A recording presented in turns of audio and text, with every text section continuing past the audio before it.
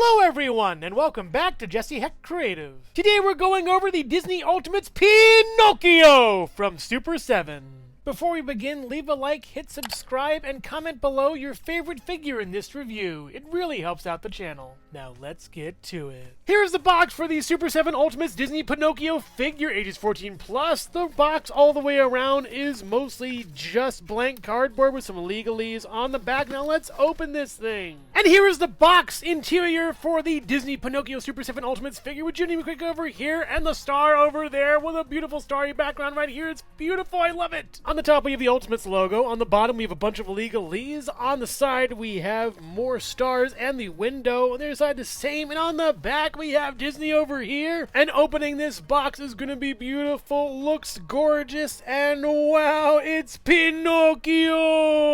All the accessories are over here with Pinocchio looking great with this wooden frame background. On the top there's a window. On the bottom there's a bunch of legalese. On the side there's a beautiful adornment Geppetto made. On the other side the same too. And on the back we have Pinocchio with some clock Geppetto made, as well as some nice wood grain background, the Super7 logo, and a brief bio reading. Pinocchio! He is a wooden puppet and very much alive after the kind-hearted Geppetto was granted a wish of having a son. Young-minded and impressionable, Pinocchio embarks on an accidental adventure that will ultimately prove him to be brave, honest, and selfless. All that is required for him to earn his wish of being a real boy. Now let's open up this action figure and see if it's real or not. And inside the box we have all of Pinocchio and his accessories right over here. Let's check them out. I'm really loving the Pinocchio head sculpt here. The face paint, not as much. It doesn't look like the character as much as I thought it would. I think the eyes need to be a bit bigger. The eyebrows are really raised over here. The mouth looks pretty nice, and the nose has a weird line in the middle of it, but it's painted well. And his signature hat with the red feather looks really great. The paint isn't as good on it, though. Sadly, it's a nice effort, but not as good as I thought it would be. And for the head articulation, we do get left and right, as well as up this far, down this far, with a little bit of pivot. It's on a ball joint and works out pretty well.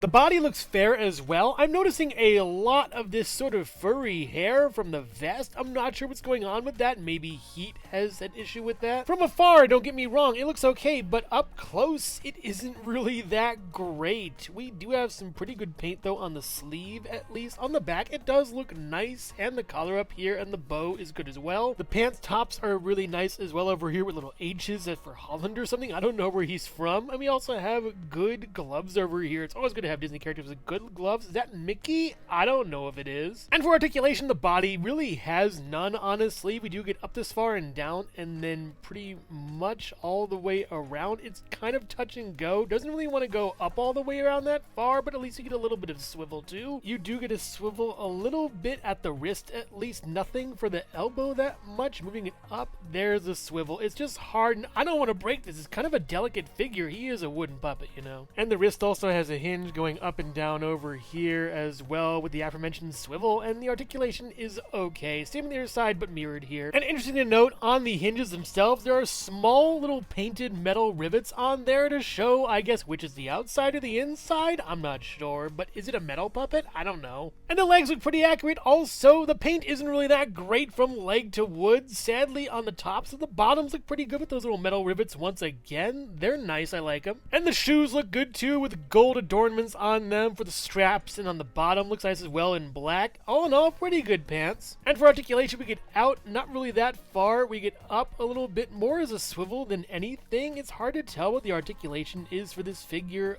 Honestly, it's kind of an enigma to me. You do get a little bit of swivel though here at least. And for the knees, we get a little bit back, a little bit forward. No real swivel there or anything. Maybe a tiny bit. We do get down and then up and then a pivot as well for the feet. Best articulation on this figure so far. As far as decapitating Pinocchio goes for changing out the heads, just slowly twist and then pull out. And there isn't really much joint to this thing. Then put on the next head. Ooh, Pinocchio's nose-growing head sculpt when he lies is pretty good. The rest of it is mostly the same as the previous. The mouth is different and pretty okay. The eyes can be pointed up towards the end point of the nose. And yes, there is that dumb line in there once again. And the nose is a little bit crooked to one side. I have to move it over a little bit. And all in all, this is a pretty good head sculpt, but not the best. Again, if his eyes were focused up a little bit, it'd be way better. And articulation is pretty much the same. You can go back this far, forward a little bit less because of his weird long chin. You get to swivel around a little bit, but it's a little bit clicky and creaky, and I'm just worried this thing's going to break apart. This head sculpt is much weirder in a way. The eyes are even further lower. The rest of the head sculpt is the same as the previous once again, but yeah, that mouth is strange. Let's check this out. These birds look like little monstrosities. They look like little Pockies from Sonic in a way, and yeah, the paint isn't that great, and honestly, the amount of detail for this isn't really that great in 3D. I appreciate the effort, don't get me wrong, but I gotta say, it's just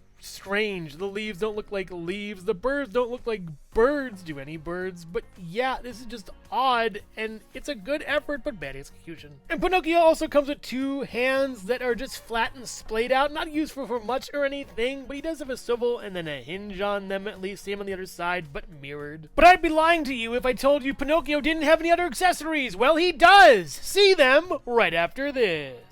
Hello everyone, and thank you so much for watching so far. Make sure to click like, subscribe, share, leave a comment, and hit the bell icon for more creativity. Now let's get back to it.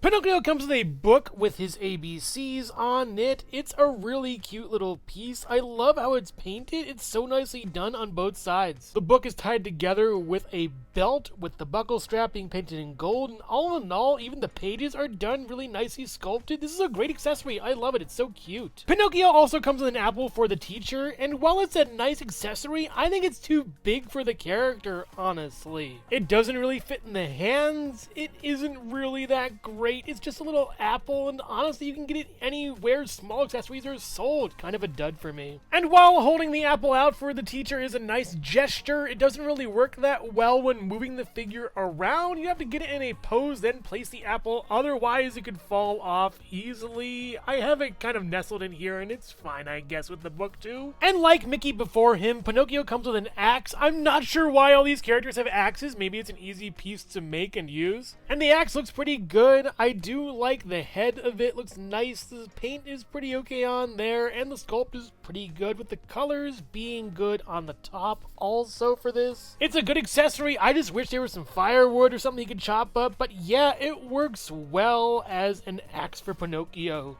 Scarily. But where would Pinocchio be without Jiminy Cricket? This is an awesome little figure that could be painted way better, I hate to say. There's no movement to him, and he's just static. Incredibly clunky, clumpy paint on this guy. Honestly, if it wasn't for the character, I wouldn't want this. But yeah, he's an integral part of not only Disney, but Pinocchio lore. A much better paint job here would be Figaro, Pinocchio, or Geppetto at least's cat. Yeah, it looks really nice all the way around. Even though this is a static figure, it's much larger and way better painted. I do like how the brush strokes simulate the fur. It's really nicely done. And the face is very cute. The eyes are painted well, the ears are painted nicely, and that little white portion of the nose is the mouth. It's all well painted and nicely sculpted too. Very cute. I love this. And finally, Geppetto's fish, Cleo. Cleo is the most difficult figure to get out of the box, but honestly, the worst portrayed in action figure form here. This face is the stuff of nightmares, and it is entirely the opposite of how the film portrays Cleo with that alluring fish-like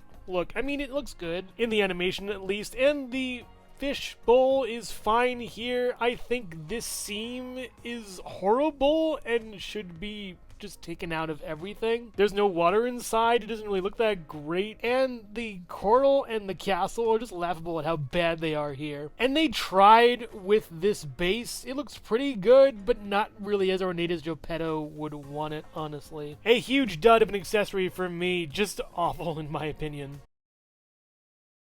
Figaro stands at about 1 1/4 to 1 1/2 inches taller or so. Pinocchio stands at about 3 3/4 inches taller or so. Cleo's bowl stands at about 1 1/4 inches tall, and Jiminy Cricket stands at about 3/4 inches taller or so. Next to the Jakks-Pacific Super Mario and Sonic the Hedgehog in 4-inch and 2.5-inch scales. The Nendoroid Miles Tails Prower, the Jada Toys Mega Man, the Figma Metroid Dread Samus Aran, and the Jazzwares Pikachu. The Jakks-Pacific Movie Shadow the Hedgehog, Homer Simpson, Collector's Edition Knuckles, and the Mattel Minecraft Movie Jack Black Steve. The Hasbro Marvel Legends Animated Series Spider-Man, the G.I. Joe Classified Series Snake Eyes, the SH Figuarts Yoshi, and the LEGO Bionicle gift with purchase, Toa-Tahu. And here's Pinocchio next to the other Super 7 Disney Ultimates figures I've already reviewed. We have Chef Stitch over here and Sorcerer Mickey. And while I do think Pinocchio is a great figure, I think that Stitch and Mickey just beat him out, honestly, sadly, with Mickey being number 1. Overall, no strings attached. Pinocchio is a pretty good figure here. He looks like his counterpart from the films, but there are some differences I'd like to point out. The body mostly looks really good, with somewhat poor articulation, and the face could be better. The eyes on him don't look as good as they do in the films. And the other head sculpts are just okay. Again, they look like Pinocchio, but don't have the feel of the animation, at least. The other characters like Stitch and Mickey did a better job. And the accessories here are fine. They did a good job once again, but not a great job. They could have gone the extra mile and really put the paint on these figures that they truly deserve. The sculpts, at least for all of these, are fine, and they look a lot like the animation for everything here, but again, they could be better with the paint, maybe even do the